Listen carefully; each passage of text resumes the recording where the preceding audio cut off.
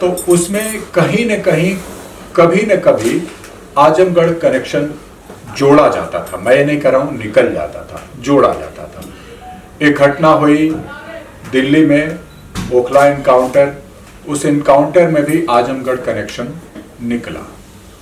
उसी के इन्वेस्टिगेशन के दरमियान दिल्ली पुलिस ने एक मौलवी को गिरफ्तार किया और पाया कि ये मौलवी उत्तर प्रदेश और बिहार के मासूम लड़के जो इंटर पास करते हैं उनको इंजीनियरिंग और मेडिकल की कोचिंग दिलाने के नाम पर दिल्ली लाता था और उनका ब्रेन वॉश करके पाकिस्तान, ऑक्युपाइड कश्मीर, पाकिस्तान के टेरर कैंपों में ट्रेनिंग के लिए भेज देता था। वहां से वो लड़के ट्रेनिंग लेकर के आते थे और हिंदुस्तान में बम धमाके करते थे।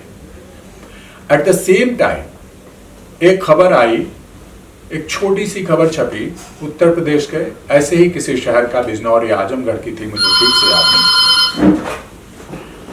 वहां का एक 12वीं का एक लड़का इंटर में स्टेट में 1 to 5 में एक अच्छा पोजीशन, मैं नहीं कर रहा हूँ शायद टॉप था या मतलब, लेकिन उसकी पोजीशन 1 से 5 के बीच में कहीं थी। तो आप एक तरफ देखिए कि ये कैरेक्टर है जो मेहनत करता है और वो अपना करियर बनाना चाहता है पढ़ लिख करके। एक कैरेक्टर है जो ऐसे लोगों को ट्रैप करना चाह रहा है और दोनों सच्ची घटनाएं थी। मैंने इन दोनों सच्ची घटनाओं को क्लब किया और इससे हमारी एक कहानी बुन गई और जिसमें 2001 9/11 से लेकर के 26/11 तक की उन घटनाओं को, मेजर घटनाएं थे, उसको पिरेते हुए ये फिल्म की कहानी रची बसी गई। सर, आजमगढ़ की बात आती है तो कहीं ना कहीं आतंकवाद, बहुत सारी चीजें जहन में आती है और अभी फिलहाल की जो बात का जो माहौल चल रहा है अभी, उसमें आजमगढ़ का नाम भी चेंज करने की बात की गई है। तो क्या इसका भी जिक्र किया गया आपकी सीरीज में? इसमें नहीं, ये पॉलिटिकल इशू हो सकता है, लेकिन हम कुछ उस तरह के प्रोपेगेंडा या किसी इस तरह के विषय में जो हमारे कंसर्न में नहीं है। फिल्म का कंसर्न बहुत सीधा सीधा है।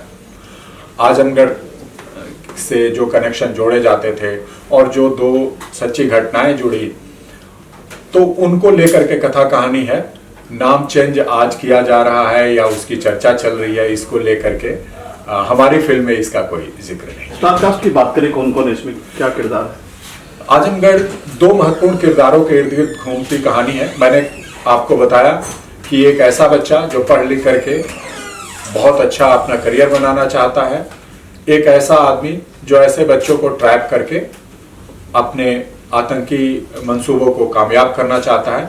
तो ये 2 कैरेक्टर हैं, एक नेगेटिव साइड में, एक प्रोटोगनिस्ट है लड़का अनुज शर्मा जो मेन प्रोटोगनिस्ट है लड़का, और पंकज त्रिपाठी जी जो मुख्य किरदार निभा रहे हैं, अशरफ अली जो मौलवी का किरदार है वो। इसके अलावा अमिताभ वालिया, श्रीकांत वर्मा, सिद्धार्थ भारद्वाज, विवेक जेटली, इस तरह के थिएटर से निकले हुए मजे कलाकार हैं जो अन्य भूमिकाओं में हैं। अगर आजमगढ़ की बात करें, अगर तो आजमगढ़ की अगर बात चल रही है तो अबू सलीम का कहीं ना कहीं रिश्ता है, तो वो भी किसमें नहीं दिखाया, क्योंकि उसके बिना मुझे लगता फिल्म कंप्लीट होगी। देखिए, मेरा ये इरादा नहीं था कि किसी पर्टिकुलर व्यक्ति से या पर्टिकुलर नाम से, ठीक है, हमने अपने 2 कैरेक्टर के इर्द गिर्द ही कहानी रखी है। और मेरा स्टोरी टेलिंग का आइडिया ये है कि मैं बहुत ज़्यादा भटकाव में जाता नहीं हूँ। मुझे अपनी स्टोरी एक स्टार्ट पॉइंट से लेकर के जो डेस्टिनेशन पॉइंट हमारा होता है वहाँ तक के बीच में बहुत सीधी चलने की हमारी आदत है। तो मैं उसके उलझना नहीं चाहता हूँ कि किसी व्यक्ति को या किसी अन्य मतलब ये पर्टिकुलर किसी नाम के साथ चीज़ों को बढ़ा जाए। हमारी कहानी का एक प्रवाह था, उस प्रवाह में जो कुछ भी मैं कर सकता था वो बेलाग लपेट किया। बहुत सारी फिल्मों में कई बार ये होता है कि हम कैरेक्टर के नाम सीधे सीधे नहीं लेते हैं, लेकिन हमने, आप फिल्म जब देखेंगे तो आप पाएंगे कि बहुत सारे ऐसे आतंकवादी जो हमारे देश की राष्ट्रीय एकता को छिन्न भिन्न करना चाहते हैं, हमारी अस्मिता पे, राष्ट्रीय अस्मिता पे चोट पहुंचाना चाहते हैं, मैंने उनका नाम लेने में कोई गुरेज नहीं किया। सीधे सीधे मैंने नाम लिया हाफिज सईद को हाफिज सईद, सैयद सलाउद्दीन को सैयद सलाउद्दीन, ऐसे मैंने बेलाग लपेट नाम लिया है। सर, क्या रीजन है कि पंकज त्रिपाठी जी एक भी प्रमोशन में दिखाई नहीं दे रहे? उसके पीछे का क्या रीजन है, अगर उस बारे में बताएं? क्योंकि उनका जिस तरह से पोस्टर से लग रहा है फिल्म में मुख्य किरदार है, तो आपको लगता है कि एज ए डायरेक्टर, और सर आपसे भी जानना चाहूंगा एज ए प्रोड्यूसर, चाहेंगे कि जो मुख्य एक्टर है वो प्रमोट करे, और पंकज त्रिपाठी बड़ा नाम है जिससे कि फिल्म को फायदा हो सकता है? देखिए, जब पंकज त्रिपाठी जी ने ये फिल्म की थी तब वो स्टार नहीं थे, एक्टर तो आज भी है, कल भी थे। अब ये मेरी पहली फिल्म है, मेरे लिए, उनके लिए अब मैं स्ट्रगलिंग एक्टर हो गया, स्ट्रगलिंग डायरेक्टर हो गया हूं। तो जिस ऊंचाई पे वो पहुंच गए हैं, शायद उनके मन में ऐसा है कि एक स्ट्रगलिंग एक्टर के साथ आज वो अपना नाम क्यों जोड़े। उनके मन में है कि ऐसा होगा कि भाई जिस ऊंचाई पे हैं, बड़े एक्टर के साथ, बड़े प्रोडक्शन हाउस के साथ काम करते हैं, तो शायद उनको मेरे नाम के साथ अपना नाम जोड़ते हुए कोई असहजता या कोई व्यापारिक अनुबंध उनके आड़े आता होगा। खैर, मैं वो सब चीज़ें तो उनके हिस्से की चीज़ है, आप उनसे पूछें। लेकिन मुझे इसका अफसोस है कि वो जब स्ट्रगलिंग के दिनों में थे तब मैंने ये फिल्म शूट की थी, और मैंने उनको बहुत ही एक उम्दा एक्टर के तौर पे चाहा, और उनकी इच्छा थी, वो अपनी इच्छा से रोल किया है। अशरफ अली का किरदार उन्होंने पढ़ करके। शुरुआत करते हैं। आपकी फिल्म आजमगढ़ का प्रेस शो है, कल फिल्म रिलीज हो रही है, क्या कुछ कहना चाहेंगे?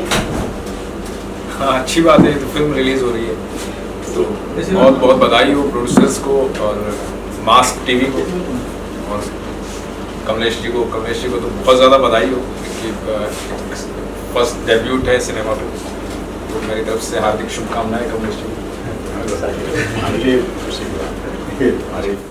जी, अंजू मैम, आप फिल्म देख रही थी, कैसा लगा अब तक? आप कितना अच्छा लग रहा है आपको फिल्म? मुझे तो बहुत ही अच्छा इसलिए लग रहा है क्योंकि आतंकवाद हमेशा से हमारे देश का एक ज्वलंत मुद्दा है, एक समस्या है, और जिस तरह से उसको लेखक निर्देशक कमलेश जी ने जिस तरह से डिपिक्ट किया है सब चीज़ों को, तो बहुत खूबी से उन्होंने दिखाया है कि मिले मिट्टी में वो पामाले आशो बेखिजा होकर चमन ने जिनको पाला था बड़े नाजों से दामन में।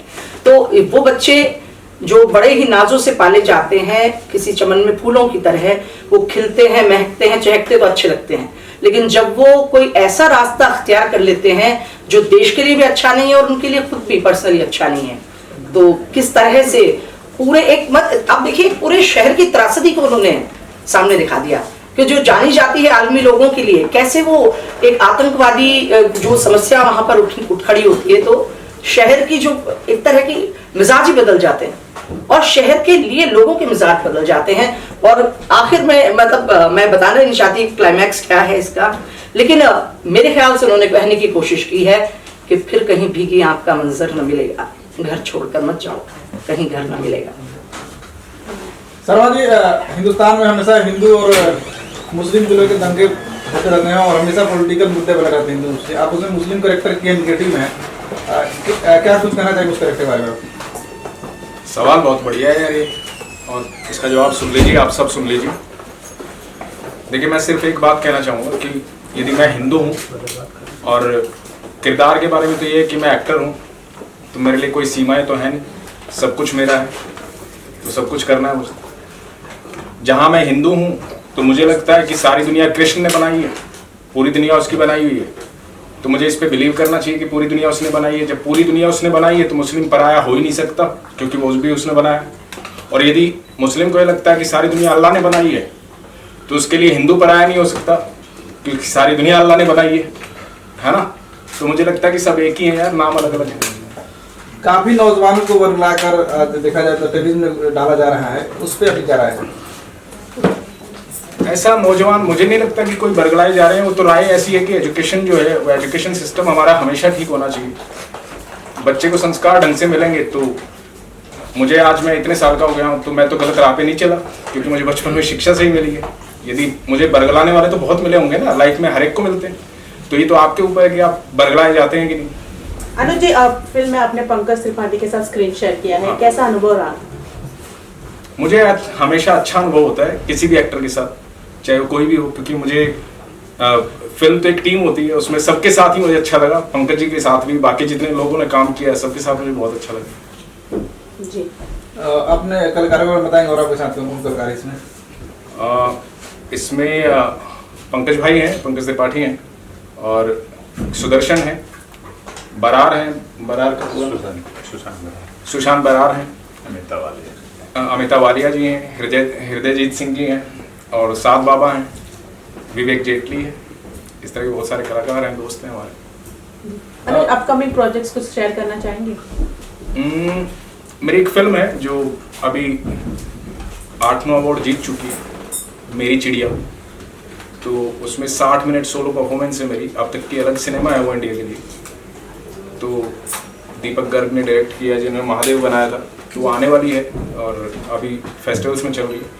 दूसरी मैं अभी हीरा मंडी कर रहा हूँ मिस्टर बंसाली के साथ, तो ये आने वाली है, नेटफ्लिक्स के लिए है, तो वो नेक्स्ट ईयर रिलीज होगी शायद, देखते हैं। ये आपकी पहली फिल्म थी? आजमगढ़, हाँ, फिल्म के तौर पे पहली तो नहीं थी, क्योंकि मुझे लॉन्च राम गोपाल वर्मा ने किया था, गो एक फिल्म आई थी 2005 में।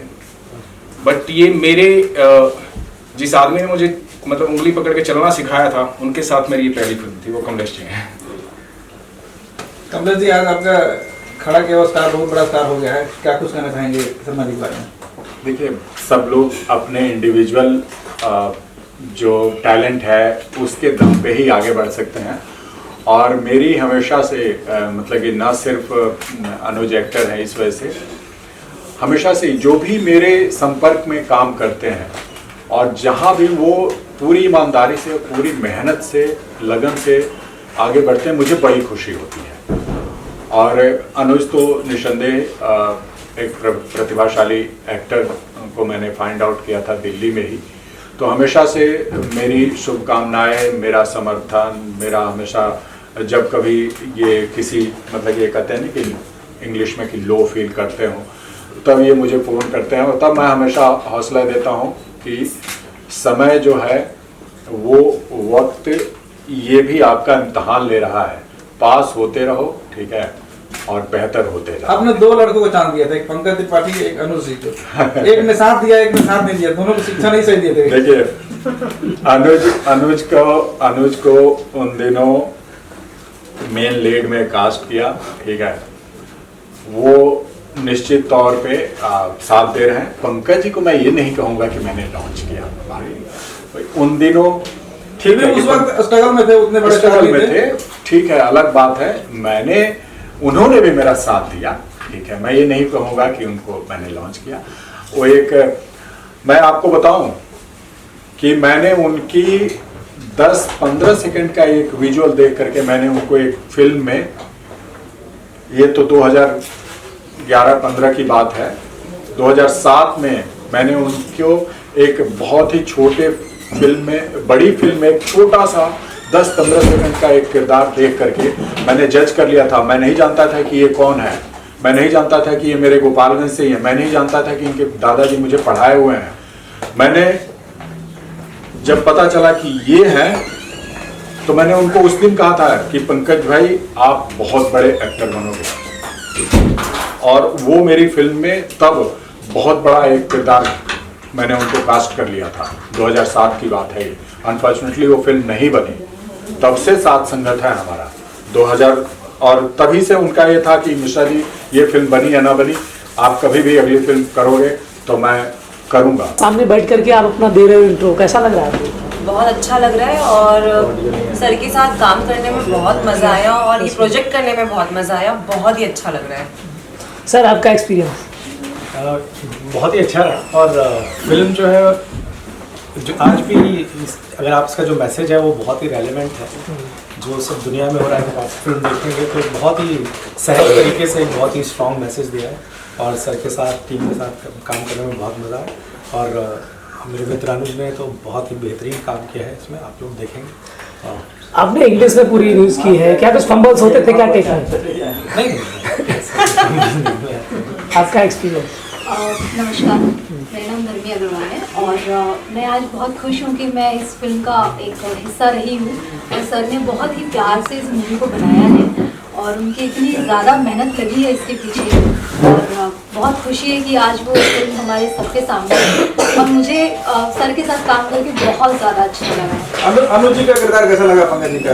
बहुत ही ज़्यादा शानदार लगा है। मैंने अनुज भैया को आज, मैं वो भैया मानती हूँ, सर बोल सकती हूँ, नहीं आप बोल सकते हैं। तो कभी स्क्रीन पर, इतनी बड़ी स्क्रीन पर कभी नहीं देखा था, और आज मुझे बहुत ज़्यादा प्राउड फील हो रहा है कि मैं जिनको भैया मानती हूँ सीरियसली इतने अच्छे काम करते हैं वो, तो आई वाज सो हैप्पी। मतलब फिल्म के अंदर अच्छा काम नहीं कि बाहर काम करते हैं? फिल्म के अंदर बहुत अच्छा काम करते हैं, एज एन एक्टर बहुत अच्छा काम करते हैं, और एज अ पर्सन तो बहुत अच्छे है ही वो। पंकज जी को जब आपने देखा सेट पे, आपने उनके साथ में शूट किया होगा, क्या कभी ऐसा कुछ हुआ कि आप उनसे मिले शूटिंग साथ में? सर के साथ तो मौका नहीं लगा क्योंकि सीन ऐसा हमारे साथ नहीं था, बट हाँ जैसा कि हम सब जानते हैं पंकज सर तो बहुत अच्छे अभिनेता है ही, तो बिल्कुल अच्छा ही लगा उनके साथ। हमारी फिल्म में वो हैं, हम उनकी फिल्म में हैं, तो सर आपका एक्सपीरियंस पंकज जी के साथ? हमारा जो काम है वो उनके साथ तो नहीं था डायरेक्टली, लेकिन पंकज जी तो एक बहुत ही उम्दा कलाकार हैं, और अनुज भाई और कमलेश सर से उनके बारे में जो काम किया पता लगा, बहुत ही अच्छा काम किया उन्होंने, तो उनके बारे में तो मैं क्या कमलेश जी बहुत फिल्म में मैं देखा, बहुत सारे एंकर है उसमें, बहुत सारे न्यूज़ दिखा रहे हैं, और भी कोई एंकर है काम किए, कितने लगा लोगों ने? एंकर 2 और हैं, अच्छा, जो दिल्ली से, बॉम्बे से बाहर है। हाँ, एक साथ बाबा, फिल्म मीडिया का बहुत बड़ा योगदान है। मैं उसका उत्तर मैं देता हूँ यार। वो कमलेश जी की जर्नी जो है ना, एज मीडिया पर्सन शुरू हुई थी, तो इन्होंने पहली फिल्म बनाई तो सोचा मीडिया पे ही बनाएंगे। बेसिकली मैंने अपना करियर एज ए जर्नलिस्ट शुरू किया था, लेकिन ये जो कुछ बदलाव थे, मेरा सिनेमा की तरफ आकर्षण था, उसने उसको चेंज ओवर करने को किया। अब लोग पूछेंगे कि भाई इतने सारे न्यूज वगैरह क्यों है, तो 2 कारण हैं। एक तो ये कि भाई यदि बहुत ज़्यादा मैं उसको एक्सिक्यूट करता तो मेरे पास रिसोर्सेज बहुत ज़्यादा चाहिए था, ठीक है, वो नहीं था, ईमानदारी से कहूँ तो। और दूसरी बात ये कि आप ये देखें कि न्यूज आपके अंदर कितना घुसा हुआ है, आपके घर में, आपके ड्राइंग रूम में, आपके फ़ोन में, तो यदि वहाँ घुसा हुआ है तो यहाँ उसका रेशियो जो है वो कम ही है, ज़्यादा नहीं है, ठीक है। और जीव घटनाएं जिस तरह की होती हैं और जिन घटनाओं के आधार पर ये फिल्म है, आप ये इमेजिन करिए कि जब ऐसी कोई छोटी घटना होती है तो आपको 24 घंटे आपके दिमाग में कितने ब्रेकिंग न्यूज, तो उसका असर तो ब्रेकिंग न्यूज चल रहा थी कि हमें कुछ बनाने का प्लान है। ऐसी कोई योजना नहीं है। मेरी अपनी किटी में बहुत सारे कंसेप्ट हैं और मैं आ गया हूँ पहली फिल्म लेकर के, और निस्संदेह निराश नहीं करूंगा, बहुत अच्छी अच्छी फिल्में दूंगा। यहाँ से एक एक सीढ़ी ऊपर हम बढ़ेंगे, और आप लोगों का सहयोग रहा और साथ रहा तो यूं ही मिलते जुलते रहेंगे और काम करते रहेंगे। Thank you sir.